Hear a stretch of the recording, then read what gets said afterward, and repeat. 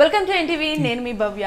And February 6th చాలా movies పోటాపోటీగా నేనంటే నేను అని వచ్చేస్తున్నాయి, మనం చూస్తూనే ఉన్నాం. బట్ మేము ఆపరేషన్ చేస్తామని ఆ టైటిల్తోనే ఆపరేషన్ పద్మ అనే మూవీతో మన ముందుకు వచ్చారు. అండ్ ఇప్పుడు ఆ టీం మన ముందుందిగా, విషయాలు అడిగి తెలుసుకుందాం. Hello team.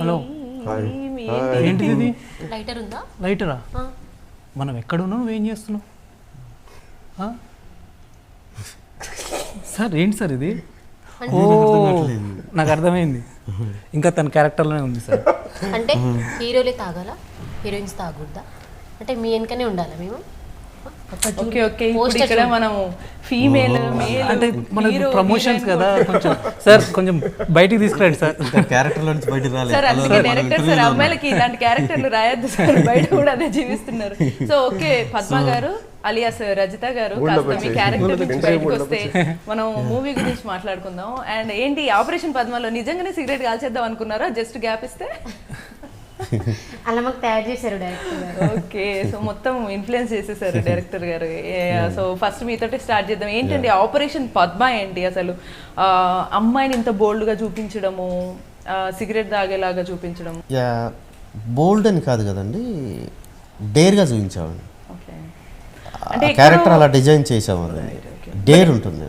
ఎక్కడో అందరికి అనిపిస్తుంది అమ్మాయి డేర్ గా ఉండడం అంటే సిగరెట్లు తాగడమా అనే ఫీలింగ్ వస్తుంది ఆడియన్స్ కి, పాయింట్ ఆఫ్ వ్యూ ఉంటుంది. సో దానికి మీ ఫీలింగ్ ఏంటి? కాదుగా, సిగరెట్ తాగటం అనేది కదండి, బేసిక్గా డేర్నెస్ అనేది మనం చూపించే ఎక్స్టర్నల్ సిగరెట్ తాగటమో, లేకపోతే డ్రింక్ చేయటమో, లేదంటే ఎలా పడితే అలా మాట్లాడటమో, డేర్నెస్ అనేది అక్కడి నుంచి రాదండి. ద వే ఆఫ్ లివింగ్ స్టైల్లో ఉంటుందండి. అది మనకి ఎక్కువగా డేర్ ఇవన్నీ ఒక సింబల్స్. ఎంత డేర్గా సిగరెట్ తాగుతుంది, యాక్చువల్గా లోపల డేర్నెస్ ఉంటేనే సిగరెట్ తాగుతారు. సో అది ఎస్పెషల్లీ అమ్మాయిలు వాళ్ళ రెగ్యులర్ లివింగ్ స్టైల్ నుంచి బయటకు వచ్చేసి ఒక స్మోక్ తీసుకున్నారంటే అది ఒక సింబల్ లాగా కనిపిస్తూ ఉంటుంది. ఓకే, అంటే అన్నిటిని ఆర్డ్స్ అన్నిటిని కూడా దాటుకొని వచ్చి వాళ్ళకి నచ్చిన ఒక డేర్ గా చేస్తున్నారు అనే ఫీలింగ్. వాళ్ళకి చేయాలనిపించింది, తాగాలనిపించింది, తాగుతున్నారు మొహమాట పడకుండా. ఓకే, సో అది మన పద్మ క్యారెక్టర్. బట్ అందుకే నచ్చినట్టుంది మీకు, బయట కూడా డేర్ చేసి తాగారు అయితే మొత్తానికి ఇంటర్వ్యూలో. సో పెద్ద సెన్సేషన్ అవుతుంది, మీమర్స్తో సిద్ధంగా ఉండండి. ఓకే, అండ్ మన హీరో క్యారెక్టర్ ఏంటండి ఈసారి మొత్తం యాక్షన్ ఓరియంటెడ్గా వచ్చేసి, సో ఆడియన్స్కి ఎలా కనెక్ట్ అవుతారు అనుకుంటున్నారు మీ క్యారెక్టర్తో ఇందులో? ఆడియన్స్ నా క్యారెక్టర్ వచ్చేసి చాలా సర్ప్రైజ్ ఫీల్ అవుతారండి, ఫుల్ యాక్షన్ డ్రామా కాబట్టి. ఓకే, నా క్యారెక్టర్ అయితే చాలా సస్పెన్స్ క్యారెక్టర్ అండ్ యాక్షన్. జనాలకైతే మంచిగా సస్పెన్స్గా అయితే నా క్యారెక్టర్ అయితే ప్లే. అంటే మీ పేరు నరేష్ గానే అందరు గుర్తుపెట్టుకుంటారా, లేకపోతే ఇందులో క్యారెక్టర్ నేమ్తో గుర్తుపెట్టుకుంటారా మిమ్మల్ని? అంటే నా క్యారెక్టర్ అయితే బాగా గుర్తుండిపోతుంది. అంటే మీ క్యారెక్టర్ నేమ్ ఏంటి ఇందులో చెప్పొచ్చా సార్? చెప్పచ్చు. ఎంత ఇన్ఫ్లుయెన్స్ చేశారు సార్. అబ్బాయి ఏమో చాలా వినయంగా చెప్పొచ్చా సార్ అని అడిగితే, సార్ లైటర్ ఇవ్వండి అని అమ్మాయి అడిగే స్టేజ్ మీరు తీసుకొచ్చారు ఈ సినిమాతో. నా క్యారెక్టర్ వచ్చేసి రమణ. ఓకే, రమణ క్యారెక్టర్ చాలా బాగుంటుందండి నా క్యారెక్టర్. పాపం అమ్మాయికుడు అనుకుంటా, అమ్మాయికుడేనా? చూస్తారు మీరు. ఓకే, సో అంటే ఈ క్యారెక్టర్ ఫస్ట్ మీ దగ్గరికి వచ్చిందా, ఆడిషన్స్ మారుతూ వచ్చిందా ఏమన్నా, లేకపోతే ఈ ఆపర్చునిటీని మీరు ఎలా ఫీల్ అయ్యారు? నాకు సారు అంటే తెలుసు, నాకు ఫస్ట్ టైం చెప్పినప్పుడు నాకు పలానా క్యారెక్టర్ అనుకుంటున్నాను నరేష్ అని చెప్పి ఫస్టే సార్ చెప్పారు. చెప్పడం వల్ల దాంతోనే కంటిన్యూ చేసాం ఇక. ఓకే ఓకే, అండ్ మన రజిత అలియాస్ పద్మ దగ్గరకు వద్దాం. ఈ క్యారెక్టర్ వచ్చినప్పుడు ఫస్ట్ అసలు మీకు స్టోరీ చెప్పారా, లేకపోతే అమ్మ నువ్వు సిగరెట్ తాగాల్సి ఉంటుందని చెప్పారా? అంటే స్టోరీ చెప్పారు ఫస్ట్. నేను చేయగలుగుతానా లేదా అనుకున్నాను. ఫస్ట్ అయితే భయపడ్డా ఫస్ట్, అంటే అంత టెరిఫిక్ క్యారెక్టర్ కదా. సో యాక్చువల్లీ మన తెలుగు హీరోయిన్స్ అందరూ ఫస్ట్ ఒక లవ్ ట్రాక్ నుంచి వెళ్తారు, లవ్ మూవీస్ ఎక్కువగా చేస్తారు. సో మనం ఫస్టే ఇలాంటి కాన్సెప్ట్ చేయగలుగుతామా, సరిగా మనం చేయలేకపోతే డైరెక్టర్ గారికి అండ్ ప్రొడ్యూసర్ గారికి ఇబ్బందికరంగా ఉంటుంది కదా. సో నా మీద నాకే డౌట్ ఉండే చేయగలుగుతానో లేదో. సరే అని రిహార్సల్ చేసాం ఫస్ట్ కొన్ని. సో సార్ మోటివేషన్తో నువ్వు కంపల్సరీ చేయగలుగుతావు, చేస్తావు, ఆ ఇన్స్పిరేషన్ ప్రాక్టీస్ చేసుకొని ఇలా ఓకే. బట్ ఎక్కడో ఒక ఇప్పుడు హీరోయిన్ అవ్వాలి అని ఇంటెన్షన్ ఉన్న వాళ్ళకి కొంత భయం కూడా ఉంటుంది ఈ క్యారెక్టర్స్ రోల్ తీసుకోవడం. ఆల్రెడీ కొంత ఫేమ్ అంటే సోషల్ మీడియా ఫేమ్ ఉండవు, ఇన్ఫ్లుయెన్సర్గా వెళ్తూ కూడా. సో ఇవన్నీ ఉన్నప్పుడు నేను ఇలా పరిచయం అయితే ఆడియన్స్ తీసుకుంటారా లేదా అనే డౌట్స్ వచ్చాయా మీకు? అంటే అనిపించింది, కానీ అలా ఏం కాదు. ఫస్ట్ ఆఫ్ ఆల్ అయితే స్కోప్ ఉన్నది చేస్తేనే మనం జనాలకి తొందరగా వెళ్ళగలుగుతాం. నార్మల్గా లవ్ ట్రాక్స్ ఇవన్నీ ఎప్పుడైనా మనకు వస్తాయి మూవీస్, కానీ ఇలాంటి టెరిఫిక్ క్యారెక్టర్, ఒక మెసేజ్ ఉన్న క్యారెక్టర్ ఇలాంటి రావడం చాలా రేర్ అమ్మాయిలకి. అంటే కొంతమంది హీరోయిన్స్కి కొన్ని మూవీస్ అయిపోయిన తర్వాత మధ్యలో ఇప్పుడు అంటే లేడీ ఓరియంటెడ్ ఆ టైప్ ఆఫ్ కొన్ని మూవీస్ అయిన తర్వాత, కానీ బిగినింగ్లోనే రావడం అంటే మనకి స్కోప్ ఉన్న మూవీసే కావాలి కదా. సో ట్రై చేద్దాం, దానిదేముంది. మనం కరెక్ట్ చేస్తే తర్వాత చూసుకోవచ్చు. ఫస్ట్ ఆఫ్ అయితే స్కోప్ ఉన్న క్యారెక్టర్ చేయాలనుకున్నా, అలా అయిపోయింది. ఓకే, అట్లా అంటే మీరు లక్గా ఫీల్ అవుతున్నారు ఈ క్యారెక్టర్. Super super. సో ఈ ఆపరేషన్ పద్మాని ప్రొడ్యూస్ చేసిన ఫ్యామిలీ మెంబర్స్ లో వన్ ఆఫ్ ది మెంబర్ ఉన్నారు. ఫ్యామిలీ ఉప్మా తిన్నట్టు మీరు ఫ్యామిలీ సినిమాని ప్రొడ్యూస్ చేశారు. సో ఈ ఆపరేషన్ పద్మాని ప్రొడ్యూస్ చేయాలి అనే థాట్ అసలు ఎందుకు వచ్చింది? అండ్ అందులో మీరు కూడా యాక్ట్ చేశారు. సో జర్నీ అంతా అసలు ఎట్లా స్టార్ట్ అయింది ఆపరేషన్ది? జర్నీ అంటే యాక్చువల్గా మాకు ఇది తెలుసు కదా ఇదంతా ఫీల్డ్లో. అయితే నేను బెంగళూరు వెళ్ళినాక దీన్ని పట్టించుకోలేదు మామూలుగా. అయితే ఒకసారి ఏదో చిన్న ఇష్యూ జరిగింది అక్కడ బెంగళూరులో, కర్ణాటకలో. ఒక అబ్బాయి ఇట్లా యాక్టింగ్ చేద్దుకనరా అని ఒక ఫ్రెండ్ ద్వారా పిలిస్తే డెమో షూట్ అది చేపించాడు. ఇది ఒక ఎస్పీ క్యారెక్టర్ సీఎం దగ్గర. అయితే ఓకే అనుకున్నారు. ఆ తర్వాత కొద్దిగా నాకేం చేయబుద్ధి కాలేదు, గెలికాడు, వదిలిపెట్టాడు అంతే. అయితే అది ఇంకా నాకు ఒక్కసారి మైండ్లో పడ్డదా, అది చేసిందాక ఏముండదు అసలు ఏ పనైనా కానీ. నేను చేయను చేస్తే అది గెలికాడు కాబట్టి నేను తెర మీద కనిపించాలనుకున్నా ఫస్ట్ యాక్చువల్గా.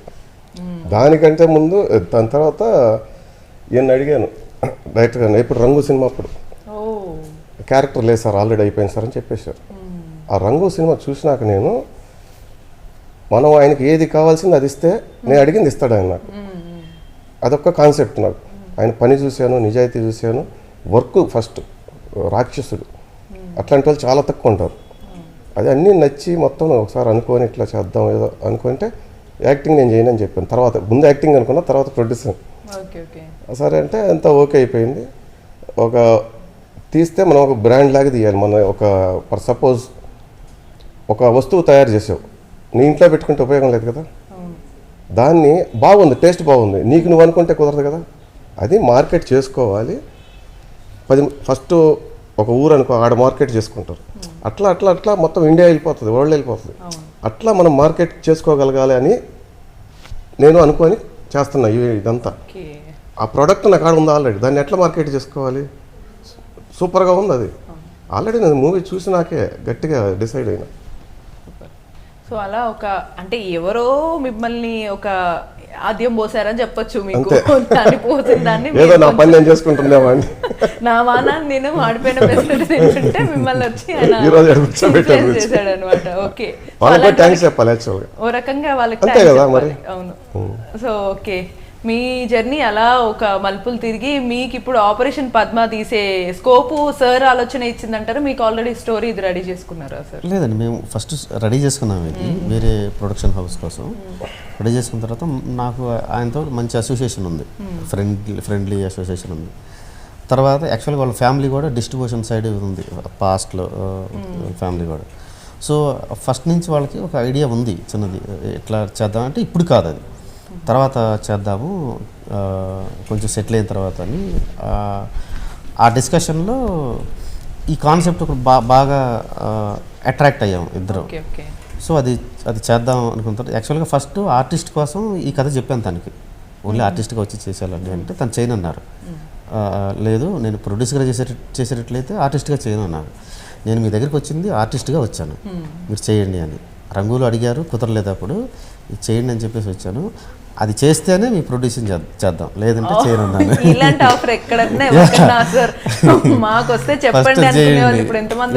సో అట్లా ఎందుకంటే వాళ్ళకి ప్రొడక్షన్ సైడ్ చాలా వెల్ నాలెడ్జ్ ఉందండి వాళ్ళ ఫ్యామిలీకి. సో అట్లా కుదిరింది అనమాట. అబ్బా అసలు ప్రొడ్యూసర్ మీరు ఇది చేస్తేనే మీకు ప్రొడ్యూస్ చేసే ఛాన్స్ ఇస్తా అని ప్రొడ్యూసర్కే చెప్పే అవకాశం ఉన్న సిచ్యువేషన్ నేను ఎక్కడ అంటే అది మిస్లీడ్ చేసినట్టు అవుతుంది కదండి. అవును. ఈ క్యారెక్టర్ ఇస్తాను ప్రొడ్యూస్ చేయడం అన్నట్టుగా అవుతుంది కదా. అది ఉండకూడదు, రిలేషన్లో అది ఉండకూడదు, ప్రొఫెషనలిజంలో అది ఉండకూడదు. సూపర్, అసలు చాలా క్రేజీ ఉంది థాట్ అసలు. సో సార్ అంటే మిమ్మల్ని అడగాలి ఈ విషయం కూడా, లైక్ కాస్ట్ విషయంలో కూడా కొన్నిసార్లు ఆల్రెడీ ఫిలిమ్స్ తీసినప్పుడు అండ్ మీకు కూడా ఈ ఫీల్డ్ అంతా కూడా అలవాటు ఉంది కదా సార్, కొన్నిసార్లు అంటారు కొత్త వాళ్ళని తీసుకోకుండా మనకు బాగా ఫేమ్ ఉన్న వాళ్ళని తీస్తే హిట్ అవుతుంది, ఇలాంటివి కూడా చెప్తూ ఉంటారు కదా. మీరు ఆ విషయాల్లో కూడా మీరు ఆలోచించారా ఇది క్లిక్ అవుతుందా లేదా అని? లేదండి. యాక్చువల్గా సినిమా ఎక్కడ ఆడియన్స్కి రీచ్ అవుతుందంటే, సినిమాకి సంబంధించిన ఏదైనా సరే 24 క్రాఫ్ట్స్లో ఫస్ట్ స్టోరీ అండ్ యాక్టర్, ఈ రెండు మెయిన్ అండి. మిగిలిన అన్ని క్రాఫ్ట్లు ఇంక్లూడింగ్ డైరెక్షన్, అన్ని క్రాఫ్ట్స్ అడిషనల్ అండి. ఫోటోగ్రఫీ కానీ, కాస్ట్యూమ్స్ కానీ, సెట్స్ కానీ, ఇవన్నీ secondary. First story and actor, ఈ రెండు ఇంపార్టెంట్ అండి. ఆ రెండింటి దగ్గర కొత్త వాళ్ళ పాత వాళ్ళ ఈ స్టోరీలో ఒక యూనిక్నెస్ ఉందా, దాన్ని సరిపోతారనుకుంటే కొత్త పాత అనేది కాదండి, ఆ క్యారెక్టర్కి సరిపోతారంతే. అది అలానే తీసుకున్నాం. ఇంకోటి ఏంటంటే, ఇలాంటి కథని పాత వాళ్ళతో తీస్తే ఆ క్యారెక్టర్లో ఉన్న ట్విస్ట్ని ఎక్స్పెక్ట్ చేసేస్తారు. అది మనం చాలా సినిమాలు ఎక్స్పీరియన్స్ చేసాం. ఇక్కడ ఫెమిలియర్ ఉన్నాడంటే ఓకే ఇతనే విలన్ అయి ఉంటాడు, లేదా ఇతనే హీరో అయి ఉంటాడు, ఆలోచన రావచ్చు. అది ఇవ్వకూడదంటే కంపల్సరీగా కొత్త వాళ్ళతో చేయాలి ఒకటి. ఇంకోటి ఏంటంటే మెయిన్ కొత్త వాళ్ళతో చేయాలో డిసైడ్ అయిన తర్వాత ఆ క్యారెక్టర్ తగ్గ ఆర్టిస్ట్ని సెలెక్ట్ చేసుకోవటం అండి. అదే అండి, ఆ రెండే ఇంపార్టెంట్, స్టోరీ అండ్ యాక్టర్ రెండు. అండ్ మీరు చాలా సైలెంటా? ఎక్కువగా సినిమాల్లో వైలెంట్గా ఉండి బయట సైలెంట్, చాలా వినయంగా సైలెంట్గా కనిపిస్తున్నారు. సో మీరు ఇప్పుడు మనకు హవేవా తెలిసిందే చాలా మంది వస్తున్నారు, కాంపిటీషన్ పెరిగింది. హీరోకి కొన్నిసార్లు ఒక స్టాండర్డ్స్ ఉండేవి, హైట్ ఉండాలి, 6 ప్యాక్ ఉండాలి అని. దాని తర్వాత మళ్ళీ ఎవరైనా సరే పర్ఫార్మర్ అయితే సరిపోతుందని. ఇప్పుడు మళ్ళీ ఎవరు వచ్చినా కూడా సర్వైవ్ అవుతాడా లేదా అని ప్లాట్ఫామ్స్ మారుతూ వస్తున్నాయి. సో ఇవన్నిటిని మీరు కోపప్ చేసి ఇలాంటి యాక్షన్ ఓరియంటెడ్ మూవీతో మీకు అదొక ప్రెషర్ లాగా అనిపించలేదు? నాకేం అనిపించలేదండి, ఎందుకంటే సార్ గురించి నాకు తెలుసు. ఈయన టేకింగ్ ఎలా ఉంటుంది, ఈయన స్టోరీస్ ఎలా ఉంటాయి, ఆర్టిస్ట్లను ఎలా పర్ఫార్మెన్స్ ఎలా చేయించుకుంటారని నాకు బాగా తెలుసు. సో అది నాకేం అంత భయం అనిపించలేదండి. సారు ఎలా తీస్తాడో నాకు తెలుసు, ఆ నమ్మకం అయితే నాకు ఉంది, బాగా తీస్తాడు. కార్తికేయ సినిమా అంటే సినిమా బాగుంటే బాగా తీస్తాడు అని నమ్మకం ఉంది కాబట్టి ఇక మీరు ఆలోచించకుండా చేసేసారు. బట్ స్టిల్ ఇప్పుడు ఒక హీరోగా వెళ్ళాలనుకున్నా, లేదా ఇంకేదన్నా మన పర్సనాలిటీకి తగ్గట్టు ఏదైనా క్యారెక్టర్ వచ్చినా వెళ్ళాలి అని అనుకున్నా కూడా చాలా కష్టమే అని అనిపించిందా మీకు కొత్త వాళ్ళకి? అట్లేం లేదండి, వెళ్ళిపోవచ్చు. ఇప్పుడు ఎవరికైనా స్కోప్ ఉంది? స్కోప్ ఉంది ఖచ్చితంగా, టాలెంట్ ఉంటే ఖచ్చితంగా ఆ స్కోప్ ఉంటుందండి. సో మీకు ఎవరన్నా ఇన్స్పిరేషన్ హీరో ఎవరన్నా, లేకపోతే వీళ్ళ రోల్స్ ఎవరన్నా, వీళ్ళని చూసి మీరు ఇన్స్పైర్ అయ్యి? అంటే నాకు ప్రభాస్ గారు అంటే చాలా ఇష్టం అండి. చూసాను, బయోలో చూసాను, అందుకే ఆ హైట్ పర్సనాలిటీ అదే మెయింటైన్ చేద్దామని ఫిక్స్ అయినట్టున్నారు. కొంచెం అంటే వామ్మో ప్రభాస్ గారు ఫ్యాన్ అయితే మాత్రం ఇంత సైలెంట్ తక్కువగా మాట్లాడడం కూడా చాలా కష్టం. అయితే ఓకే, సినిమాలో ఎక్కువ చేశాడు, ఇక్కడ తక్కువ మాట్లాడాడు, అక్కడ ఎక్కువ చేశాడు. సినిమాలు ఎక్కువ చేశారండి చూడండి. ఓకే, ఇక మన పద్మ దగ్గరకు వద్దాం, లేకపోతే మళ్ళీ ఇంకో సిగరెట్ తీస్తే కష్టం. సేమ్ అదే, ఇప్పుడు కాంపిటీషన్ పెరిగింది, బట్ స్టిల్ కొత్త వాళ్ళకి వచ్చిన ఒక్కసారి అవకాశం వస్తుంది, బట్ మళ్ళీ రాదు అనే సిచ్యువేషన్ ఏమన్నా ఉందంటారా, లేకపోతే వచ్చే ఛాన్సెస్ ఉంటాయంటారా? అలా ఏం లేదు, వాళ్ళ టాలెంట్ బట్టి అది. వారి పర్ఫార్మెన్స్ బాగుంటే డెఫినెట్లీ ఎక్కడో అక్కడ క్లిక్ అవుతారు, డెఫినెట్లీ సినిమాలు కంపల్సరీ వస్తాయి. ఒక సినిమా తీస్తేనే రాదు అనేది ఏమి ఉండదు, దాంతోపాటు కొంచెం లక్ కూడా కావాలి. లక్ ఖచ్చితంగా ఉండాలి, కంపల్సరీ. లక్ ఉంటేనే మనం హిట్గా నిల్చుంటాం, లేదంటే నార్మల్గా ఏదో ఒకటి వెళ్తుంటాం. ఓకే, ఏం చేంజ్ ఉండదు, వెళ్తుంటాం అంతే. మూవీ డబ్బింగ్ ఇదంతా కూడా మీరే చెప్పుకుంటున్నారు కదా, సో మీ ఎక్స్పీరియన్స్ అంటే లైక్ సోషల్ మీడియా అప్రోచ్కి ఒక్కసారి మూవీ డబ్బింగ్ కానీ షూటింగ్ ఇదంతా కూడా మీరు ఎలా చూసారు, ఏం నేర్చుకున్నారు? అంటే డబ్బింగ్ తెలియదు, ఈ మూవీతోనే ఫస్ట్ డబ్బింగ్ చెప్పడం. అంటే అదొక కొత్త ఎక్స్పీరియన్స్. అంటే మనకు తెలియదు కదా, ముందు మనం మూవీ చూస్తున్నప్పుడు అసలు ఎలా ఉంటుందో తెలియదు. సో వాళ్ళే యాక్ట్ చేసి వాళ్ళే డబ్బింగ్ చెప్పుకుంటే బెటర్, వాళ్ళ వాయిస్ ఉంటేనే బెటర్ కదా. సో నాకు రాకుండా కొంచెం ట్రై చేసి చెప్పాను. సో మరి యాక్షన్ మూవీస్ సీన్స్ చేసేటప్పుడు ఆ ఫీల్, ఇంటెన్స్ ఫీల్ రావాలి కదా డబ్బింగ్లో. ఈవెన్ ఇప్పుడు సిగరెట్ తాగినా కూడా ఆ బేస్ అనేది డిఫరెంట్ ఉండాలి. వాళ్ళకి ఏదైనా కౌంటర్ ఇస్తున్నప్పుడు, ఇప్పుడు ట్రైలర్లో ఉంది I want to give a small discount అని. సో అలాంటి వాటిల్లో మాడ్యులేషన్స్ ఇవన్నీ కూడా మీకు అరే నేను చేస్తున్నాను అవుతుందా లేదా, ఆడియన్స్కి మళ్ళీ నేనేమన్నా ఫన్గా తీసుకుంటారా, కామెడీగా తీసుకుంటారా, ఇవన్నీ మైండ్లో రాలేదా మీకు? వచ్చింది. అదే మనం దానికి కొంచెం రిహార్సల్ చేసుకొని ప్రాక్టీస్ చేసి ఓకే ఈ టేక్ ఓకే అంటే డైరెక్టర్ గారు అంటే రెండు సీన్స్ అంటే టూ సీన్స్ తీసుకోవడం ఏముండదు అనమాట. అది కరెక్ట్ వస్తేనే ఆ ఒకటే సీన్ తీసుకుంటారు. సో అలా పర్ఫెక్ట్గా తను సార్ గారు ప్రాక్టీస్ చేసాం. సో అప్పుడు ఆ డౌట్ ఏం లేదు. ఫస్ట్ స్టార్టింగ్లో ఉండే అంటే చేయగలుగుతామా, ఎలా తీసుకుంటారు ఆడియన్స్, కరెక్ట్ పర్ఫార్మెన్స్ చేస్తామా లేదా అని ఉండే. కానీ తర్వాత ప్రాక్టీస్ చేసి చేయడం వల్ల సో మనకి కాన్ఫిడెంట్ వచ్చింది, చేసాం. So super. అంటే మొత్తానికి మీకు కొంచెం ఫస్టే ఒక లక్తో పాటు ఒక డ్రీమ్ రోల్ మీకు ముందే వచ్చేసింది. అండ్ సార్ మీరు ఇప్పుడు యాజ్ ఎ ఆర్టిస్ట్గా కాకుండా ప్రొడ్యూసర్గానే మనం చూస్తే February 6th మనం అనుకున్నట్టు ఫస్ట్లోనే చాలా మూవీస్ కూడా ఉన్నాయి. ఎట్ ద ఎండ్ ఎంత ఇన్వెస్ట్ చేయాలనుకున్న బడ్జెట్ రిటర్న్స్ చూస్తారు. సో మరి అసలు ఈ మూవీని ఆడియన్స్ అసలు థియేటర్కి వచ్చి చూస్తారా, మళ్ళీ ఓటీటీలో అయినా అసలు చూసే స్కోప్ ఉంటుందా, మనం ఎలా హైలైట్ అవుతాము, ఇవన్నీ థాట్స్ మీరు క్యాలిక్యులేట్ చేసుకున్నారు? ఒక సక్సెస్ ఎట్లా అవుతాడు ఒక మనిషి చెప్పండి. ఒక సక్సెస్ అయ్యాడు అంటే ఫస్ట్ పర్సన్ పట్టుకునే పర్సన్ కరెక్ట్ అయ్యేవాడు ఉండాలి. నెక్స్ట్ టీం మొత్తం ఆ పర్సన్ ద్వారా అలాంటి వాళ్ళు దొరుకుతారు నాకు. అట్లా ఈ టీం దొరికింది కాబట్టి, ఆయన దొరికాడు కాబట్టి నాకు అసలు సినిమా చూశాను, మంచి ప్రోడక్ట్ ఉంది మన దగ్గర, కొద్దిగా ప్రమోషన్ చేసుకోవాలి అంతే నా పని, అంతే. ఎంత తప్పితే ఏం లేదు.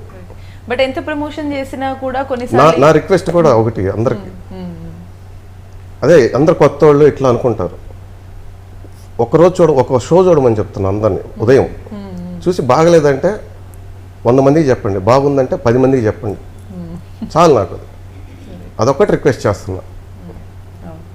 అండ్ కంటెంట్, ఈ మధ్య కంటెంట్ ఒక్కటే ఇంపార్టెంట్ అని చాలా మంది అంటున్నారు. సో మీరు కూడా అదే బిలీవ్ చేస్తారా, కంటెంట్ ఒక్కటే లేకపోతే కాస్ట్ కూడా ఇంపార్టెంట్ అంటారా? నాకు కాస్ట్తో పని లేదు దీంతో. అసలు ఆయన తలుచుకుంటే ఆల్రెడీ పెట్టుకోవచ్చు మేము ఇందులో, అవసరం లేదు దీనికి. అవసరమైన దానికి పెడతాం కదా కాస్టింగ్ పెడతాం, అవసరం లేదు ఇది. అంత కొత్త వాళ్ళే కావాలని ఆయనే చెప్పాడు కదా ఇందాక. రైట్ అట్లా. సో మరి నెక్స్ట్ మీ కాంబినేషన్ ఇంకా ఇట్లానే కంటిన్యూ? ఆల్రెడీ 2వది అయిపోవచ్చింది, 3వది కూడా స్టార్ట్ చేస్తాం. ఆయనే డైరెక్టర్ 3 సినిమాలు. ఈ సినిమాకి ఏమో ఆపరేషన్ పేరు పెట్టారు, బిహైండ్ ఆపరేషన్స్ జరుగుతున్నాయి. సూపర్. 70% అయిపోయిందండి. ఓకే సార్, మరి మీ మూవీస్ అసలు ఫస్ట్ ఇప్పుడు ఈ మూవీ విషయానికి వస్తే కూడా పాలిటిక్స్ గురించి చెప్పారు, చాలా డిఫరెంట్ క్యారెక్టర్స్ గురించి చెప్పారు, ఇందులో అమ్మాయికి మెయిన్ స్కోప్ ఉన్నట్టు చూపించారు. సో అంటే ఈ మూవీ ద్వారా ఏమి కొత్త ఎలిమెంట్స్ చెప్పాలనుకున్నారు? కొత్త ఎలిమెంట్స్ కాదండి, అంటే మనం సొసైటీలో చూస్తున్నప్పుడు కొన్నిసార్లు మేల్ ఫీమేల్ జెండర్తో సంబంధం లేకుండా రియాక్ట్ అవ్వాల్సి వస్తుంది. ప్రతి ఒక్కరికి ఒక ట్రిగ్గర్ అయ్యే ఎమోషన్ ఉంటుంది. అంటే మనకి ఒక సంఘటన జరిగినప్పుడు జెంట్స్ రియాక్ట్ అవుతారు, గర్ల్స్ రియాక్ట్ అవుతారు, అది పార్ట్ ఆఫ్ లైఫ్. కాకపోతే ఆ రియాక్షన్ యొక్క డెన్సిటీ తక్కువగా ఉంటుంది లేడీస్కి అయితే, కొంతమందికి ఎక్కువ ఉంటుంది. కానీ దాని యొక్క నష్టం మాత్రం అందరమే పడుతుంది. ఒక సొసైటీలో ఒక నష్టం జరిగితే లేడీస్తో జెంట్స్తో సంబంధం లేకుండా దాని యొక్క ప్రభావం అందరి మీద పడుతుంది. అంటే ఒక లేడీ మిస్టేక్ చేస్తే లేదండి, పొలిటికల్గా కానీ సొసైటీలో కానీ ఏదైనా ఒక పెద్ద ఇష్యూ జరిగినప్పుడు అది సమాజం మీద ప్రభావం చూపించేటప్పుడు అందరికి ఒకే విధంగా ఉంటుంది. సో అలాంటి సిచ్యువేషన్ వచ్చినప్పుడు జెండర్తో సంబంధం లేకుండా అందరూ రియాక్ట్ అవుతారండి. ఆ రియాక్ట్ అయ్యే విధానంలో నన్ను అమ్మాయిలాగా చూడొద్దు, నేను రియాక్ట్ అవుతున్నాను, నువ్వు అమ్మాయిలాగా చూస్తే నువ్వు పొరపాటు పడతావు అనే ఎక్స్ప్రెషన్ క్రియేట్ అవ్వాలి అంటే కొంతవరకు వాళ్ళు కూడా ఈ వైల్డ్నెస్ అనేది కనిపించాలి, అపీరియన్స్ అని. సో ఇది సినిమాటిక్ వే.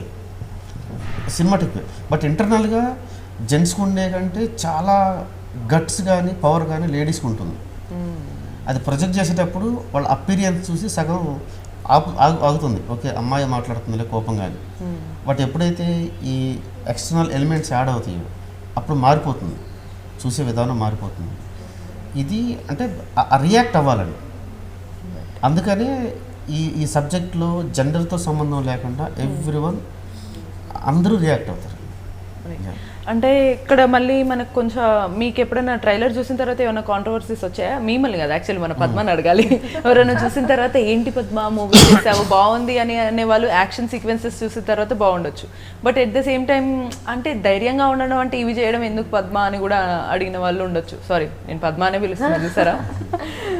సో అలా మీకు ఎవరన్నా అడిగారా కాంట్రవర్సియల్? యా, డిఫరెంట్ క్యారెక్టర్ చేస్తున్నారని అడిగారు. చేశాను అంటే ఆల్రెడీ ఒక లవ్ మూవీ చేశాను. సో అంటే అడిగారు ఇది బాగుంటుందో, ఎలా చేశారు, చాలా యూనిక్గా ఉంది, అలాంటి డిఫరెంట్ క్యారెక్టర్ చేసావు, ఎలా ఉంది ఎక్స్పీరియన్స్ కూడా అడిగారు. But frankly being a women కూడా ఇప్పుడు బయట అమ్మాయిలను చూస్తున్నాం, చాలా ఫాస్ట్గా కూడా ఉన్నారు చాలామంది, రియల్గా కూడా బయట హ్యాపీగా సార్ అన్నట్టుగానే ధైర్యంగా వాళ్ళకి అనిపించిందంటే తీసి పబ్లిక్గా అయినా సరే సిగరెట్ కాలుస్తున్నారు. సో ఈ టైంలో ఇది ఇవ్వడం ఇంకా వాళ్ళని కూడా ఎంకరేజ్ చేసి, అంటే అందరూ అఫెండ్ అయ్యే వాళ్ళు కొంతమంది నచ్చని వాళ్ళు ఉన్నారు, ఏం కాదు ఇది లైటే అనుకునే వాళ్ళు ఉన్నారు. సో యాజ్ అ ఉమెన్గా మీరేం చెప్తారు?